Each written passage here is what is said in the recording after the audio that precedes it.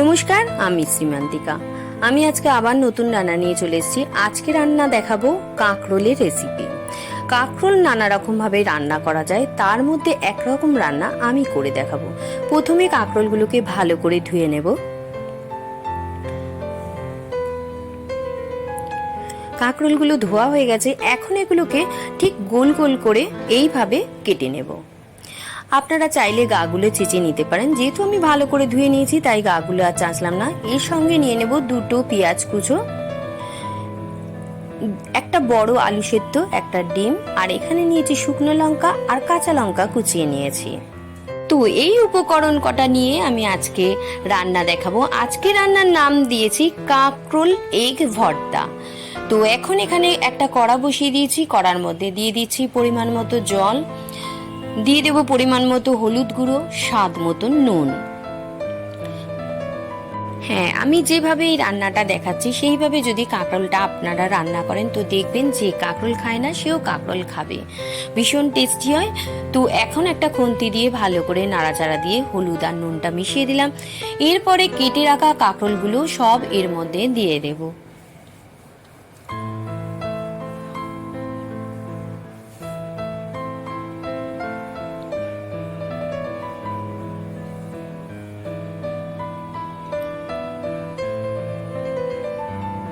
এইভাবে আমি সব কাঁকরোলগুলো এর মধ্যে দিয়ে দেব। তো এখনই কাঁকরোলগুলো সব দিয়ে দিয়েছি, এখন কাঁকরোলগুলো সিদ্ধ হওয়া অবধি অপেক্ষা করতে হবে। তো এখন দেখে নেব কাঁকরোলগুলো সিদ্ধ হয়েছে কিনা। হ্যাঁ, কাঁকরোলটা সিদ্ধ হয়ে গেছে। এখন আমি একটা পাত্রের মধ্যে কাঁকরোলগুলোকে তুলে নেব। কাঁকরোলগুলোকে তুলে নিয়েছি, এখন আমি আবার কড়াই বসিয়ে দিলাম। এই কড়াইয়ের মধ্যে অল্প তেল দিয়ে দেব, 2 থেকে 3 চামচের মতো তেল দিয়ে দেব। তেলটা গরম হওয়া অবধি আমাদেরকে অপেক্ষা করতে হবে।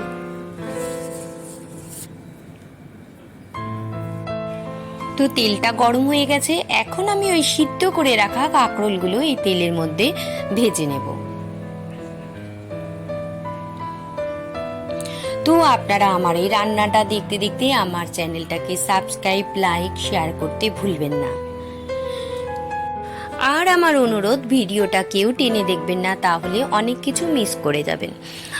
আমি সব কিছু একসাথে দেখাই না, আগেও কিছু দেখাই, পরে কিছু দেখাই। তো এখন কাঁকরোলগুলো ছেড়ে দিয়েছি, 1 পিঠ হওয়া অবধি অপেক্ষা করতে হবে। 1 পিঠ হয়ে গেছে, এবার আমি কাঁকরোলগুলোকে উল্টে দেব। দেখুন কেমন লালচে লালচে করে ভেজে নেব, ঠিক এইভাবেই কাঁকরোলগুলোকে ভেজে নেব।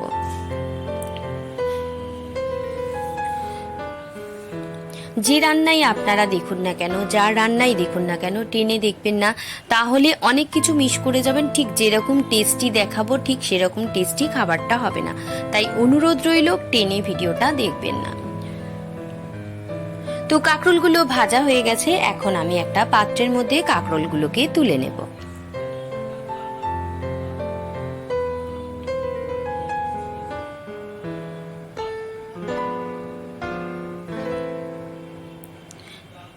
এরপরে যে তেলটা রয়ে গেল সেই তেলটার মধ্যে প্রথমে আমি শুকনো লঙ্কাগুলো ভেজে নেব।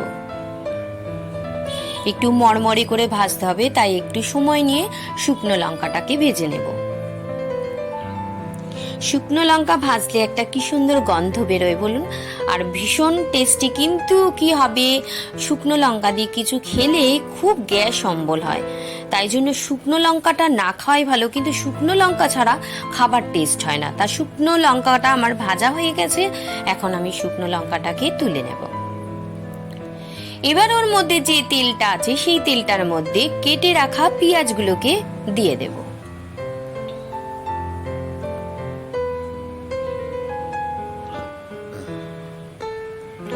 পেঁয়াজগুলো দেওয়ার পরে একটু ভালো করে নাড়াচাড়া দিয়ে পেঁয়াজগুলোকে ভেজে নেব।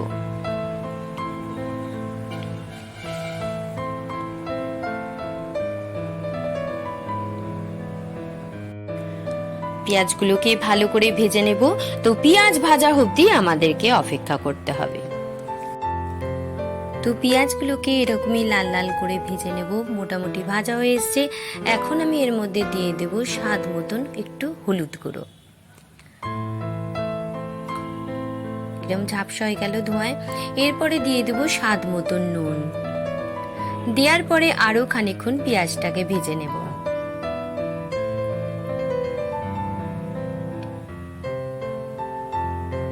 দেখো পেঁয়াজটা ভাজা হয়ে এসেছে। এখন দিয়ে দেব কেটে রাখা কাঁচা লঙ্কা কুচিগুলো। কাঁচা লঙ্কা কুচি দেওয়ার পরে আরেকটু ভালো করে নাড়াচাড়া দিয়ে ভেজে নেব।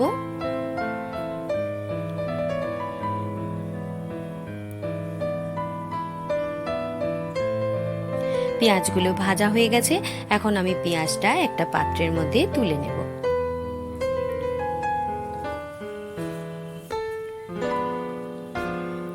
কেউ স্কিপ করে দেখবে না, পুরো ভিডিওটা দেখবে, তাহলে তোমরা ঠিকঠাক রান্নাটা করতে পারবে আর খেতেও ভালো লাগবে। তো আমি পেঁয়াজ ভেজে তুলে নিয়েছি। এখন আমি এখানে ডিমটাকে গ্রেটারের সাহায্যে গ্রেট করে নেব। আপনারা চাইলে হাত দিয়েও মেখে নিতে পারেন। হাত দিয়ে মাখলে একটু ডালা ডালা হয়ে থাকবে, তাই আমি গ্রেটারের সাহায্যে এটাকে আমি একটু ঘষে নিচ্ছি ডিমটাকে।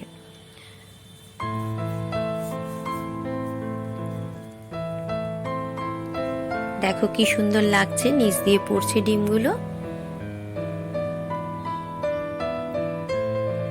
তো আমার ডিমটা গ্রেট করা হয়ে গেছে। ঠিক এইভাবে আমি আলুটাকেও গ্রেট করে নেব।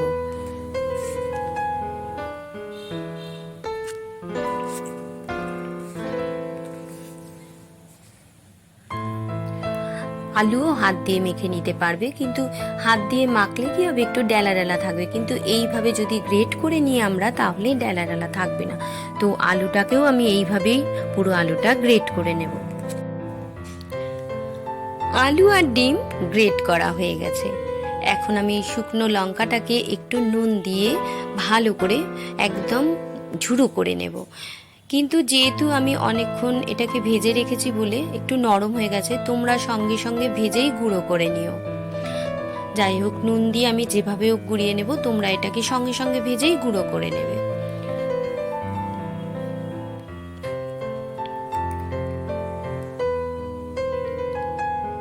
শুকনো লঙ্কা বা কাঁচা লঙ্কা হাত দিয়ে কিছু করলে বড্ড জ্বালা করে। যাই হোক, আমার এখানে মেশ করা হয়ে গেছে। এখন আমি কাঁকরোলগুলোকে হাত দিয়ে মেখে নেব। একটা একটা করে কাঁকরোল আমি এরকম হাত দিয়ে চেপে চেপে মেখে নেব।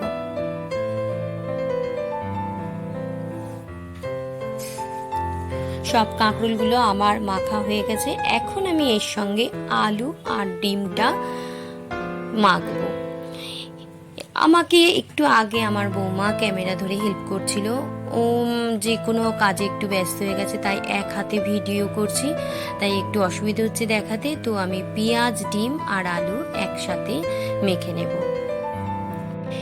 এখানে তিনটে জিনিসকে একসাথে মেখে নিয়েছি।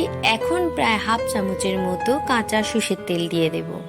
সর্ষের তেল দেওয়ার পরে আবার ভালো করে একটু মেখে নেব। কাঁচা লঙ্কা আর শুকনো লঙ্কা ডলেছি, খুব জ্বালা করছে হাতটা। তো এখন আমি চামচ দিয়ে শুকনো লঙ্কাটা মিশিয়ে নেব। তো এইভাবে তোমরা কাঁকরোলটা বাড়িতে বানিয়ে খেয়ে দেখো, খুব সুন্দর লাগবে। আমি চ্যালেঞ্জ করে বলতে পারি সবাই খাবে, এত সুন্দর টেস্ট হয়, না খেলে তোমরা বুঝতে পারবে না। তো আমার মাখা হয়ে গেছে। এখন আমি একটা পাত্রের মধ্যে এটাকে তুলে নেব। কাঁকরোল এগ ভর্তা কেমন লাগলো দেখতে অতি অবশ্যই তোমরা বানিয়ে খেয়ে দেখে আমাকে কমেন্ট করে বলো। ভালো লাগলেও বলবে, খারাপ লাগলেও বলবে। আজ আসি, আবার আসবো নতুন রান্না নিয়ে। ততক্ষণ তোমরা সাবধানে থেকো, সুস্থ থেকো, ভালো থেকো।